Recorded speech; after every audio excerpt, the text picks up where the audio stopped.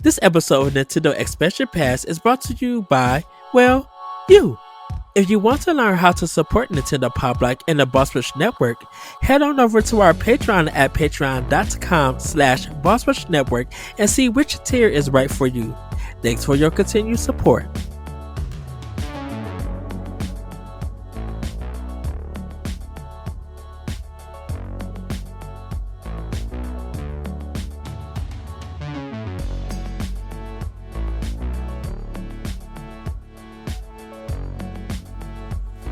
Hello, everybody. Welcome to Nintendo Expansion Pass here on Watch Push Games. I'm your host and Latte Excited Eddie V, back with another solo episode. Got a really good one for you guys, and I kind of do want to hear what you guys think. So, you probably, of course, read the title of the episode, but I really would love to know, can Nintendo produce genre-defining games still? And what I mean by that is, can they still produce titles that just would change the genre, change the perception of the genre, and elevate it to a new expectation of execution when people are playing a game? I really found this amazing idea from Xbox Expansion Pass with Luke Lore and Captain Logan, and they were talking about Xbox's genre gaming and genre defining games and a pillar of gaming. Some of their top known games, related games that are just kind of describes Xbox in general and help push that platform. And I when I heard the discussion, I was so fascinated what they was talking about. And I kind of messaged them that, with a great episode that they put out, that I said, you know what, I kind of want to take that discussion and apply it to Nintendo, because I think it's a different answer when it comes to Nintendo compared to Xbox and Sony. So we're gonna get right into it, but we gotta understand, what does genre defining actually means. And it's really kind of hard to describe it, but I found on this post at hennative.com, and this user Abby underscore Varn answered this question that another person put. They were just like, what does genre defining mean? And Abby said, it's kind of hard to explain, but genre defining means when a game or art is so good it defines its own genre, or it has the characteristics that people then compare the following releases to become releases to, because the previous work is the perfect example of the genre.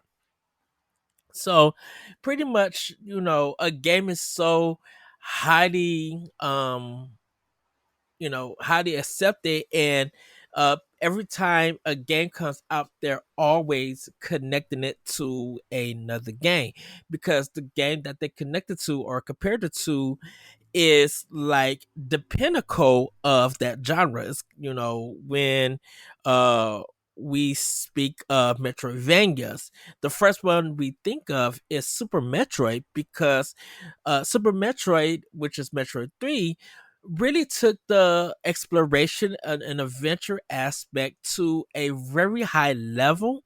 And when people are designing that style of game, they use Super Metroid as the template, or you can definitely see the similarities and executions and ideas that came from Super Metroid. Now, Castlevania Symphony of the Night is part of the Vania, because they took the Super Metroid idea, the foundation, and added their own spin with RPG elements, um, different abilities, magic, melee combat, and things like that. And it wasn't so much like puzzle based in a sense. It was, just exploration and, and timing and secrets. And of course, Super Metroid had those breakaway walls and, going to different zones.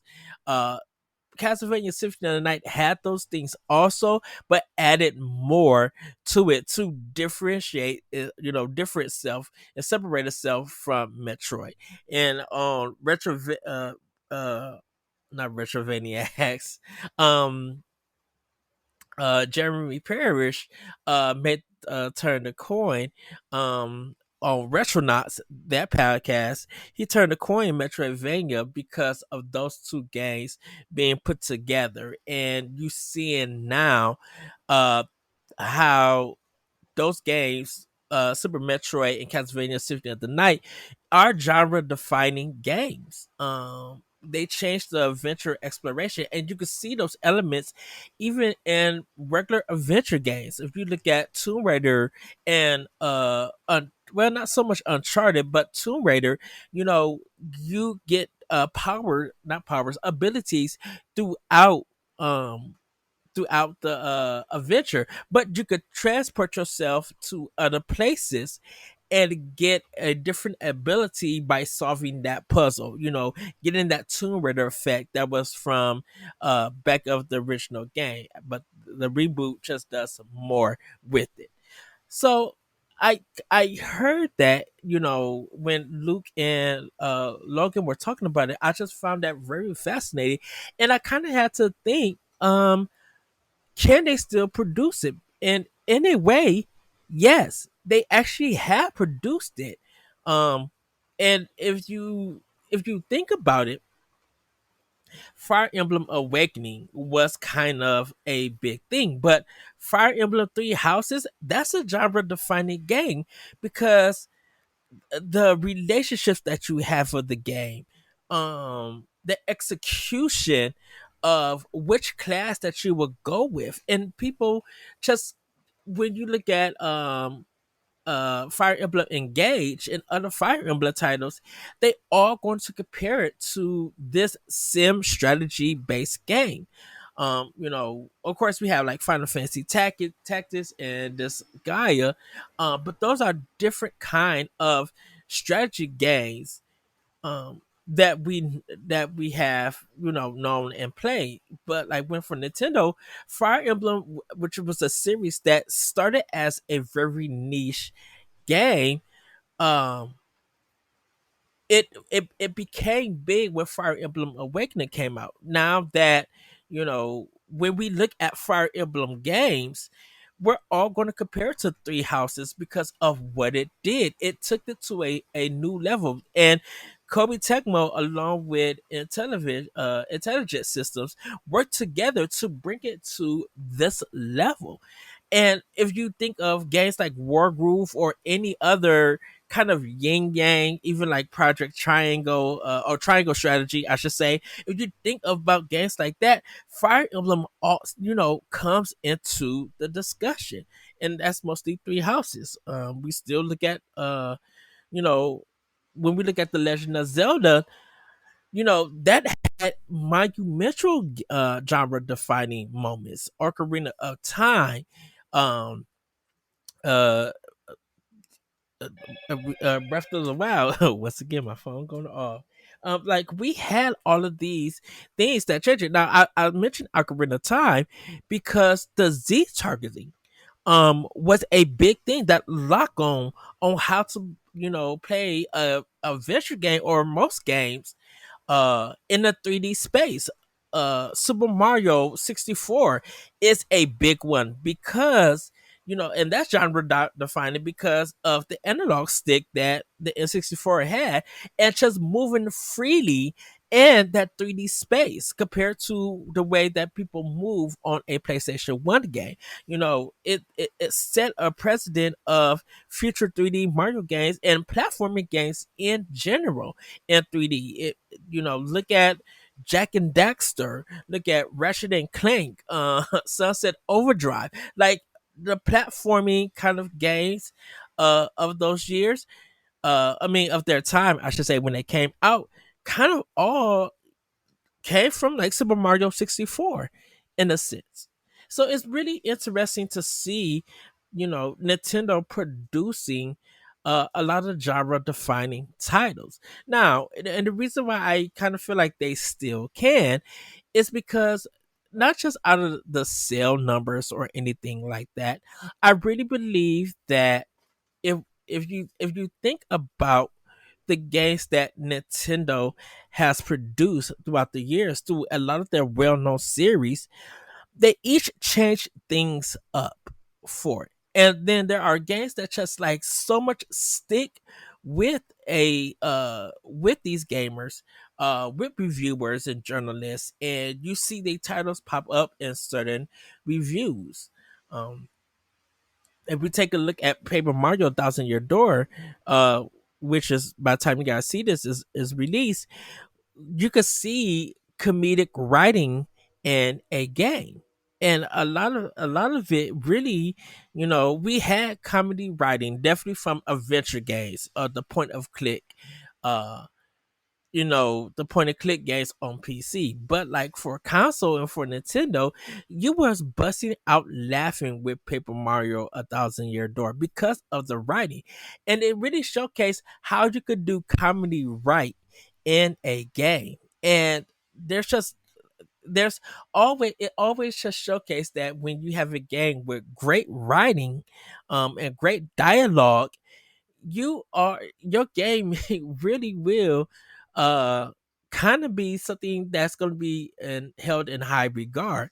A Bug's Tale that came out, people keep saying, people who picked that up say that Paper Mario aesthetic, because definitely with the graphics and everything, and a little bit of the writing. But like Paper Mario Thousand Year Door, or even just Paper Mario in general, is that genre defining kind of series because of the graphics that they put out, the writing, the way they change things up, the way you meet characters with it. And so it's very interesting to see how Nintendo still able to produce games that just like really make you look at the genre and be like, how did you guys do this? How did you change it? When Breath of the Wild came out, other open world games that were coming out were getting compared to Breath of the Wild. Genshin Impact is one that got compared to Breath of the Wild. We know how all of that goes and stuff. When we think of freedom in open world, we'll think of Breath of the Wild because of not only you plan your destination to go anywhere and it doesn't hold your hand, but there's a lot of planning and a lot of science in that planning to get there. It's that big cause and effect with it. Now, if I think about genre defining on Xbox and PlayStation, it's really kind of hard to say which games there are, and I don't want to seem like I'm being disrespectful or I don't know anything, but in a sense, definitely Halo was a genre defining game for Xbox and first person shooters for consoles. Not only because of its online features and stuff, but look at the way that it was a game that had to didn't really have to deal with health packs because you had a shield that will respond.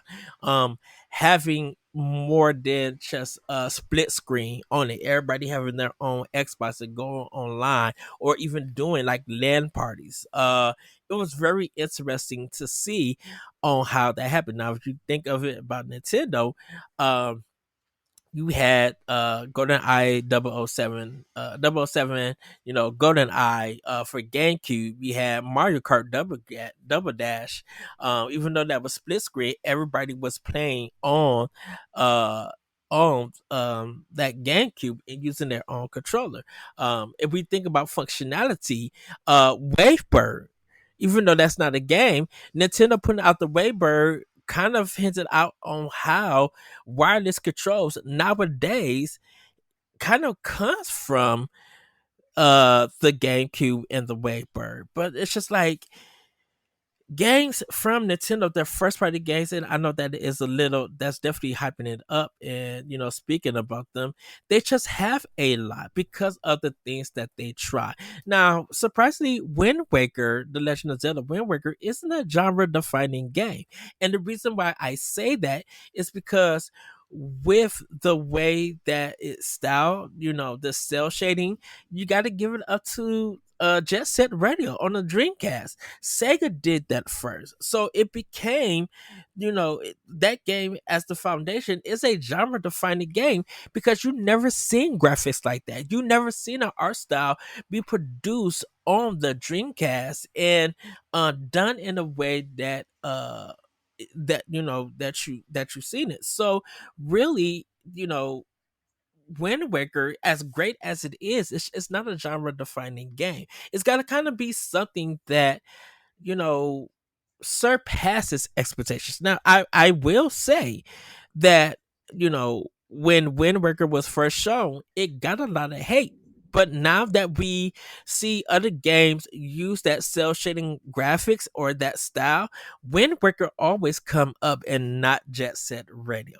As weird as it seems, it should be Jet Set Radio being used, but Wind Waker pretty much, I think, with its cell shading art style and its movements and it really looking like a cartoon, you would be surprised on how many games that use shading and our action adventure games get compared to The Legend of Zelda Wind Waker. Heck, we still talking about it here on Boss Rush on how we how we love Wind Waker and we want to port it on Switch or whenever it comes out and everything. Like it really is amazing that Nintendo has that power of design with their IP and their recognizable IP. Now, I when I talk about action, racing games and stuff like that, we got games like Takedown from Burnout 3.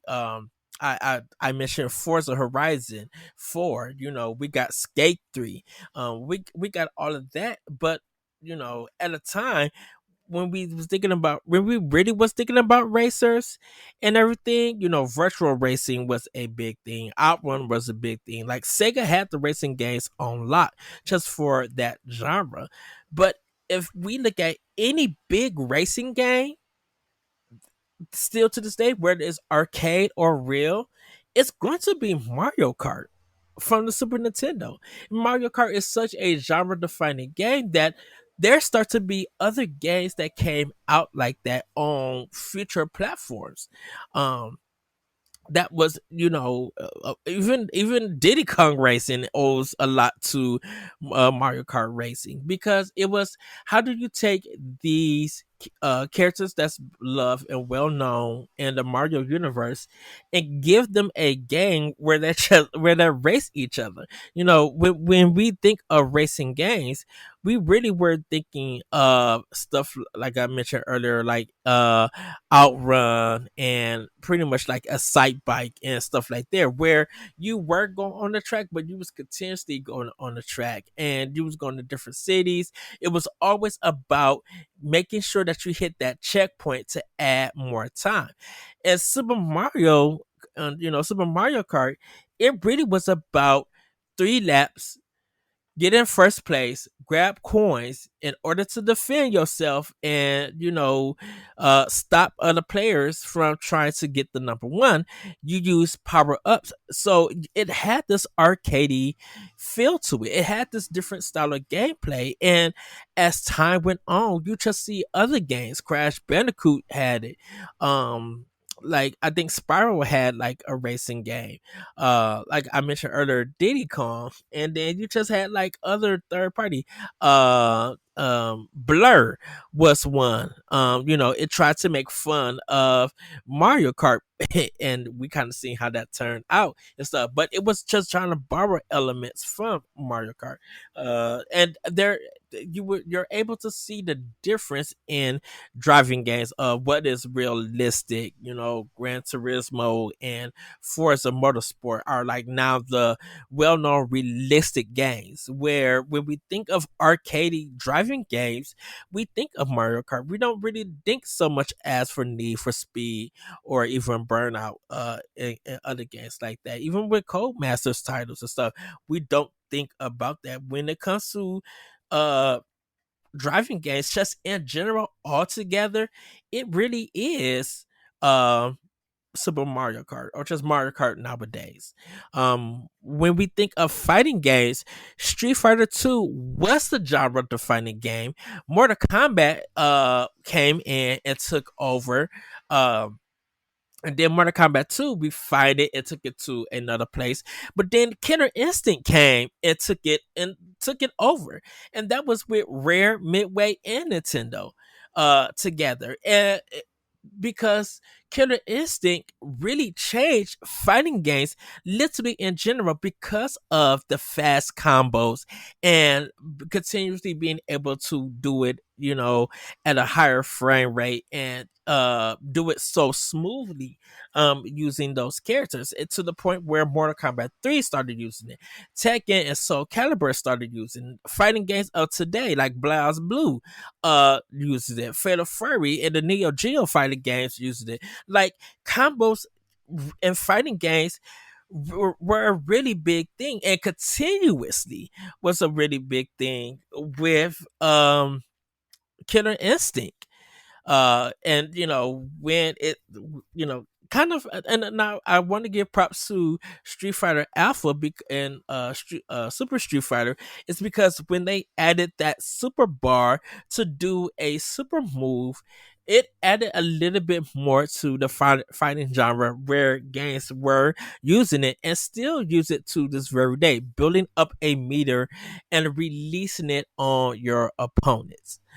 So it But like, when we just think of combos and fighting games, it really was Killer Instinct being that genre defining game. So I'm just excited to see that Nintendo can still put out games. Now, Killer Instinct is a Microsoft title because they did buy Rare, and Rare owns the IP. So when their new release came out, when Xbox One came out, it still had that pizzazz. It still reminded you of, you know, um, of the combo system. But then you get Super Smash Brothers on N64, and how that changed arena based fighting.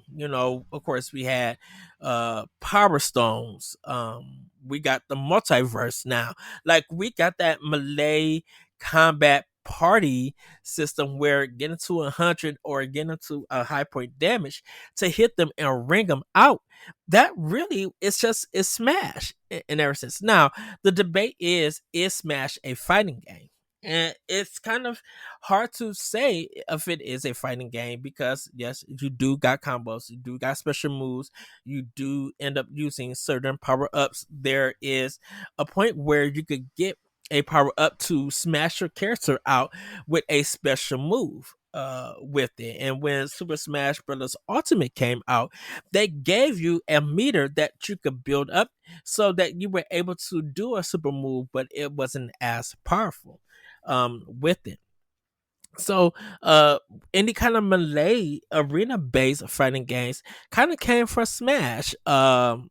In reality, when we started seeing like two fighters on screen, uh one of the big hosts was kind of like Ken and Ryu versus Bison. Like, we always wanted that, but it came to Capcom versus Marvel, or Marvel versus Capcom, how big those games were, and they're genre defining because they were able to allow still that combo connection, but then add other characters that you use in order to fight. Like, that is a genre defining game, as much as that is a Nintendo. And the reason why now I'm speaking about other games, because there's just been more titles in their own right that's been genre defining outside of Nintendo. That is still used today. The Resident Evil 4 helped the Gears of War series. The Gears of War series became a genre defining because of that third person over the shoulder action and being able to move and shoot and team up with other people online. And it's just like it's in its own world where there are other games that use that play style for it. So it really is amazing. And of course there definitely is more. And I do want to recognize Sony for some of their games, because like when we think of military games, SOCOM was a big factor, definitely for PS2. SOCOM was a big factor when it came to like actual military games. And yes, everybody could say Call of Duty and Medal of Honor and things like that, but SOCOM did something that no one was doing and everything. It's like you had these big squads working together to defeat your opponent and doing it online. And like it's amazing to see how, as recognizable as that series was, that it's not around anymore. And now if we think about like maybe a game that has horror, a game that that heightens the action that you are involved in, that is bringing you emotions, that of course The Last of Us is like it is a game that is kind of genre defining on its own, because it's able to mix all of these elements to tell a darker yet mature story that leaves you putting the controller down and coming away from it with the cinematic expression and feel to be like, I just experienced a game that dealt with all of these themes and issues, and that was very memorable.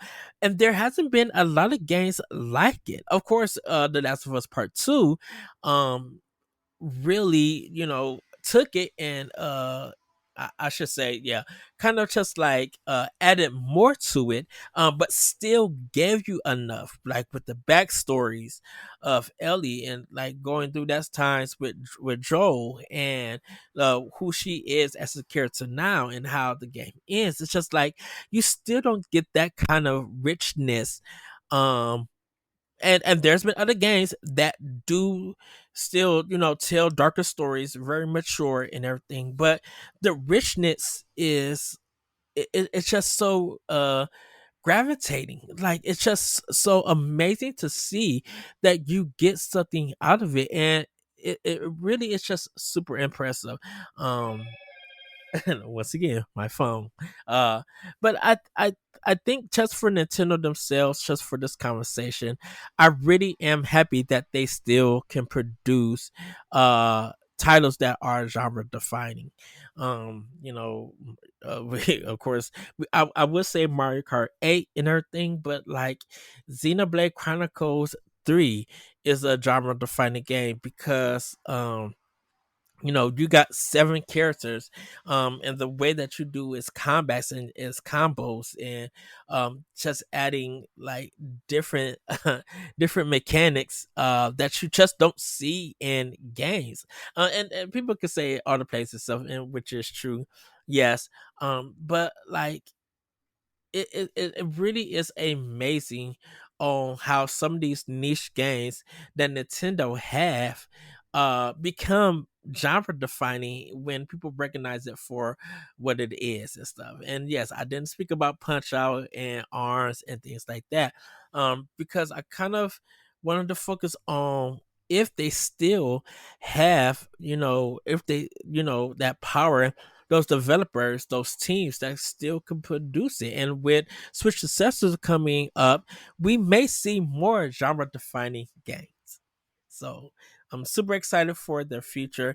But for this question, can Nintendo produce genre defining games still? Yes, they still can. And I want to say this before I head out.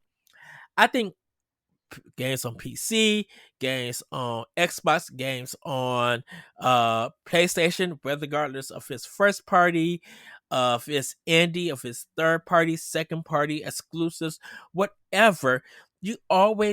There's always something about um certain games that come out that will be considered as genre defining. There's so much out there to play, and even if you're not able to get any comparisons, or that particular game is genre defining for you as a consumer or a player, it's great that we got so much variety that's out here now to give it that title. For me though, with Nintendo, they just still have so much in producing. So um and still just producing. Well, everybody, that's going to be it for Nintendo Expansion Pass. I really do want to know from you guys, what is genre defining definitive or anything for you? Like, what games you think change a genre and gets compared? Now, of course, we got Chrono Trigger with New Game Plus, and how that just changed genres everywhere because that functionality is in so many games. Look at Stellar Blade. The update came out that allowed New Game Plus to get it after its action. And of course, the Demon Souls and Dark Souls games and stuff will probably be considered as genre defining too. But I would definitely love to know what you guys think. Go ahead, post it in the comments if you're watching the video. You can let us know on our Twitter page at Power Block Podcast, or come on our Boss Rush Discord and talk to us about it, of what makes something genre defining, and do you think that Nintendo still could produce it? With that, everybody, have a great week, have a great weekend, and we'll see you next time on Nintendo Expansion Pass. Bye, everybody. If you want to see how you can become a Patreon producer, head on over to patreon.com/BossRushNetwork. The Patreon producers for this month are Adriel Munger, Austin Campbell, Celeste Roberts, Christian S., Sana Deering, Francisco Santillan, Matthew Keel, and Todd Oxtra. Thanks for your continued support of the Boss Rush Network.